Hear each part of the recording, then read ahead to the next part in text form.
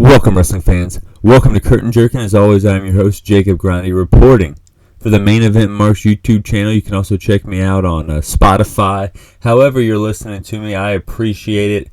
I think we talked a lot about some stuff that didn't have to do with pro wrestling last time. We talked a lot about, Dylan Dennis, Logan Paul, things like that. This episode is very wrestling heavy, and I'm pretty excited about it because something that gets a lot of people talking typically every year is the PWI 500, a list of the 500 best wrestlers. They used to have it split up between gender. It's all mixed up in there now. There's, females and males in one 500 list, which is kind of cool. And it's a kayfabe list, so this is like kind of a collection of data mixed in with writers' opinions on who is like the best wrestler from like maybe a win-loss / the biggest wins and their biggest losses accumulated. Number 1, Seth Rollins, can't argue with that. Roman Reigns, can't argue with that. Number 3, Moxley. That's when it gets kind of weird. I mean, come on. Will Ospreay should have been number 3 in my opinion. Kayfabe, not kayfabe, however you look at it. Mox would not be in my top 5, and we'll get to where Will Ospreay is ranked in a little bit. Gunther, number 4. I would have definitely switched him and Gunther. Just looking like that right now, I think Gunther had a way better year than Moxley. And then you have Vikingo at number 5. Of course, like the AAA Mega Champion, going from 8 to 5. So this is the second year he's in the top 10. First year he's in the top 5. But I would have dropped him down a little bit this year. I feel like his stock, I don't know. Maybe I'm talking out my ass here. He showed up at the Ring of Honor, had a hell of a WrestleMania weekend, has been popping up in AEW, had a hell of a Triple Mania. So maybe he would have stayed in my top 10, but maybe around where he was at last year. But that would have been kind of boring maybe. Number 6, MJF. I would have definitely put MJF above Moxley. I would definitely put MJF above Gunther. Maybe just like the number of matches. I would have put him above Vikingo. So yeah, maybe. You could make an argument that MJF is in the top 3. I think he's been killing it this year. His matches with Danielson, his storyline with Adam Cole. I don't know. I think this list is finicky here. Of course, I'm nitpicking. This is a great list, and they definitely thought about it more than I am. Okada at number 7. I love Okada, but I think Ospreay had a better year. This is going to be the theme of this top 10 here. And I don't know. Number 7 might be a nice spot for him. Number 8, Orange Cassidy. Hard to argue with that. He's definitely in the top 10. In my book, match after match, week after week, putting that title on the map. For me, like watching a champion is cool. Like if the title is already made, like the Universal title in WWE, it's really whoever goes on really doesn't matter. But when someone makes a title, like I feel like Orange Cassidy did here, like Will Ospreay did with the United States Championship. Of course, everyone knows about the Intercontinental title, but I feel like Gunther is bringing that to a new level. When you see the title get risen by the person it's on and simultaneously helps that rising star out too, that's chef's kiss right there. And I think Orange Cassidy did that with the International Championship. Josh Alexander had a great year, but wasn't he hurt for a long time? What's the time frame here? Because if the time frame is a few months back, of course, top 10, no problem. But if it's somewhere closer to now, you got to kind of incorporate his time gone. Number 10, Cody Rhodes. He only took like 2 L's from Brock Lesnar and Roman Reigns, arguably the 2 biggest stars in the world. So you got to keep him in the top 10. Number 11, not making the top 10, IWGP champ. I know Masha Slamovic making the top 20, which is kind of cool. Claudio Castagnoli, Carmelo Hayes, number 12 and 13. That was kind of crazy to put them above Ospreay. Ospreay sitting at 17. Jake Lee, the Noah champion, the GHC heavyweight champion, 23. So no Noah guy making it in the top 20. Number 500, Andre Chase from NXT. You gotta love that shit. Speaking of Will Ospreay, speaking of Noah, Will Ospreay is going to be wrestling in Noah, facing off against Marufuji. I think it's like his 25th anniversary match. Marufuji legend Will Ospreay. Before this match kind of even got announced, you could kind of see his influence in Will Ospreay, and Will Ospreay, of course, giving him his flowers every time he gets a mic in his face talking about this match. If you ever see, he did it at All In, wherever like Ospreay's back is turned to his opponent, but then he does like a kind of a wraparound super kick. That's Marufuji all day. So right then and there, you kind of know that Will Ospreay likes Marufuji. And here it is, kind of maybe like a symbolic passing of the torch, maybe? I don't know. We'll definitely be reviewing that match. I'm trying to get back into Noah, guys. Let's be honest, man. I love it. But Will Ospreay going to Noah, that's not the only mix-up we got all week. We also have Becky Lynch going to NXT, beating Tiffany Stratton. I think this is a good move. It's going to elevate the title, just like we talked about. Elevate the NXT Women's Championship, a title that Becky Lynch has never won in the first place, which is cool in her initial run in NXT. I feel like there's a lot of momentum being built after Payback with Trish Stratus and Becky Lynch's cage match, but then you kind of have these the world title picture kind of held up with trying to build the other stars. So what do you do with Becky? You move her down, have her build a whole roster of women, and maybe Tiffany Stratton, which is, you know, as far as looks and everything goes, she's ready for the main roster. So then pairing her up with, you know, a legend like Becky, you can bring her up to the main roster, like literally have her on Raw, and then also kind of have, you know, the matches kind of live up to the hype and the look.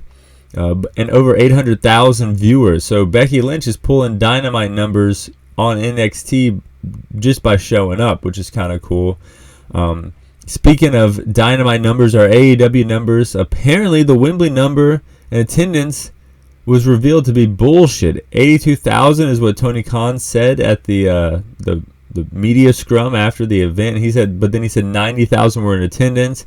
But then some outlet, third-party outlet that's just releasing data for like the city of London or whatever, said it was around 70,000. So someone's bullshitting, and I don't think it's the people that have no stake in the wrestling industry.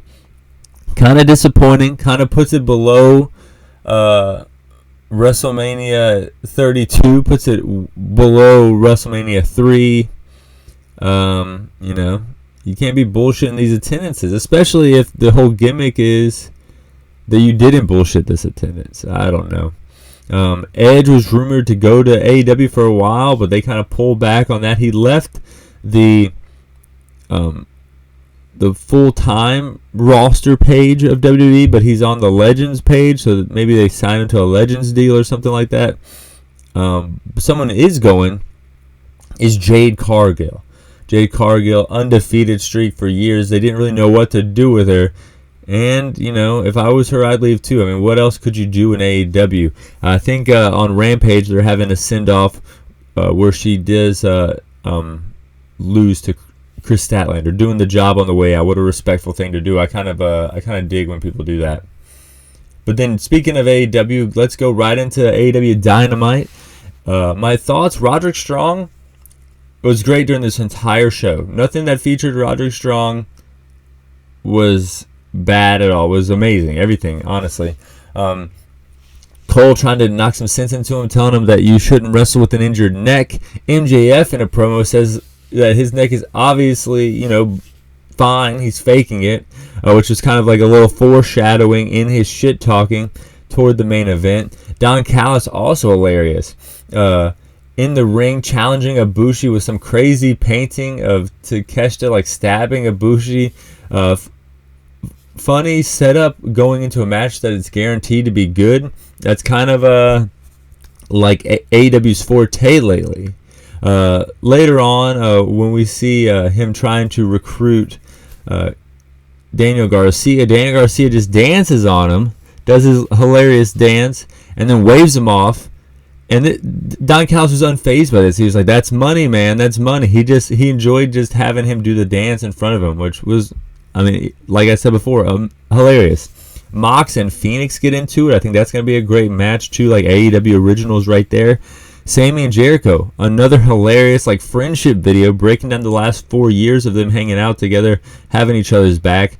Just like I said, AEW draws you in with the humor, and then it works out because you know you're going to get a great match at the end of it.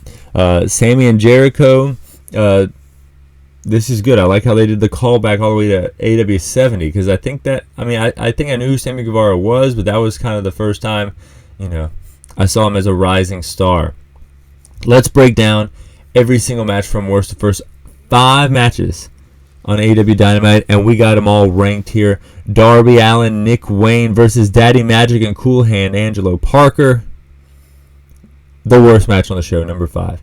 Christian Cage comes out. Code Red, Wayne's World, Coffin Drop, 1, 2, 3. You know how it goes. But then I guess the story leaving the match is Christian Cage challenged Nick Wayne and Darby to a tag match between him and Luchasaurus. It's either at Grand Slam or at Wrestle Dream. They're booking too many shows, man. They're running all together. I mean, you had 2 big shows a week apart. I could handle that. But then now when you're doing Wrestle Dream, which is a new concept, with Grand Slam, which is like a concept for the television, it's running together, man. I don't know who's wrestling at what. I do know I'm tuning in to Wrestle Dream, and we'll talk more about that a little later. Number 4, Toni Storm versus Sheeta versus Nyla Rose versus Britt Baker. Number 1 contender match for the AEW Championship. Hip attack to Nyla. Toni steals one, though, by rolling up Britt Baker. Sheeta's pissed at Britt Baker for giving up the win too easily. And then you got Outcast versus Outcast for the world title. I like this shit. They should have done something more like this. Like I say it every single week with Jamie Hayter and Britt Baker when they were in a faction together. They didn't really pull the trigger on that, and now the women's title really means, I think, less than ever. But, we'll see where they go with it. I think, storyline is good here. Adding storyline is good. Number 3, on the podium, the main event. Roderick Strong versus Samoa Joe. Strong ropes in Joe. Joe still gets the upper hand. Senton 1-2. Strong kicks out. Joe chokes him out. Joe cuts a promo on MJF saying he's going to take away everything from him. And then he goes to the back. Cole comes out. Roddy sees Cole, and that dirty son of a bitch falls down on purpose, takes a bump, holding his neck even though no one touched him, screaming in pain, kind of, more or less screaming for Adam Cole. This was hilarious. Adam Cole's like, I'm right here. And he's just yelling at him. The Kingdom keep Cole back. They go to the back. Adam Cole doesn't know what to do. He's flustered by the situation. And Joe comes out and chokes him out right away like a damn shark, ending the show. This was great. Everybody who was on this, who was a part of this, did an amazing job. So you got Joe versus MJF now out of this tournament. You got Roderick Strong faking this, like, MJF called him out, and it's true. Roderick Strong was faking this neck injury the entire time. You could see it right here to get Adam Cole's attention somehow, to lure him in, to get him away from MJF. For what reason, we really don't know at this moment, but I'm hooked. I'm hooked here. Why is he doing this? What's going on? And then we're going on to the second best match on the show, Moxley versus Big Bill, the Curtain Jerker. Stark's getting involved. Bill in control. Chokeslam 1-2. Moxley gets out. Bill gets caught in a choke. Bill taps. The brawl after the match is really the part I enjoyed, because Claudio comes out and picks up Big Bill's ass, slams him down. That was kind of sick. Number 1, though, Brian Cage versus Hangman Page. I love when people get caught in midair from cross-body attempts. It happened not once but twice in this match. I also like Hangman Page doing the 619. He's from my area. So is that the 336? I'm going to call it that. Swerve comes out. Nana dances. Cage misses a moonsault. Hangman hulks up. lands a moonsault, crossbody 1-2, Cage kicks out, Deadeye 1-2-3. Adam Page gets a victory. Grabs his mic, says, "Hey Swerve, what the hell you doing up there?" More or less. Swerve challenges him to a match at Wrestle Dream. So right now we have, okay, see, I'm saying I get it mixed up, but I do know Wrestle Dream does have Zack Sabre Jr. and Bryan Danielson, and has Swerve versus Hangman. So that's a stacked card, if you ask me. Hangman accepts, gets attacked by Brian Cage, who I guess got his win back. Maybe had a nice cold glass of water while they were doing promo battles. Young Bucks save Hangman. Nana's too busy dancing to even realize the Bucks are out there. The Bucks super kick Nana. That idea seemed a little better on paper than it did in real life. I think Nana danced a little too long. We didn't know what was going on. But it was a great show. It was a fun show as always. The PWI 500, a lot of people don't like it, but I love it. I love the discussion. Who is the best wrestler of the year? Right here, there's a magazine that has it written out for us to argue about. Edge, I think the AEW roster is too full as it is. So Edge staying with WWE at this point in his career is cool. Jade, though, going to WWE is super cool. I feel like she fits in way better with that roster, and she can do what she can do well there better, and she can pick up on little things and learn from them more. So I think Jade is going to become a better wrestler. I think Jade's a star, so you just made a star a better wrestler with that. Will Ospreay and Mayor Fuji, bring it on. I'm fucking stoked on that shit. Apparently, let's see, what else we got here? Where's the hate for Will Ospreay? They made him number 17 this year. That's fucking ridiculous. Andre Chase at number 500. That's cool. Becky Lynch doing better numbers than Dynamite. You gotta love to see that shit. All in all, I love pro wrestling. All in all, I'm excited for you guys to listen to this show. Fly high. I'm out.